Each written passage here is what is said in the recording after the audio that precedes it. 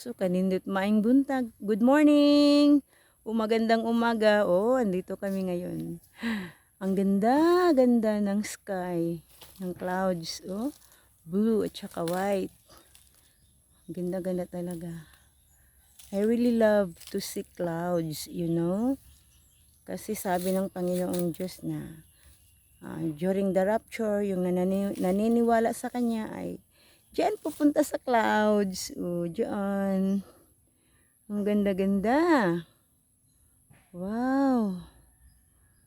So guys, ganito po sa probinsya. Ganito po dito sa probinsya. Peaceful at saka malawak yung makikita mo. Presko yung hangin. At saka pag may problema ka, parang nawawala. Kasi pag nakikita mo yung kalawakan, yung mga tanim, yung mga puno, tsaka yung mga gulay na tinatanim ng mga magsasaka, para bang nawawala yung mo problema.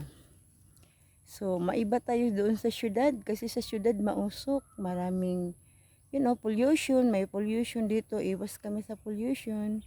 So, yung namin, yung air namin is preskong presko. Fresh na fresh. So, I would love to stay and to live in the, province than to the city. Kaya mas maganda talaga yung sa province tayo nakatira. So, goodbye guys. Thank you for watching.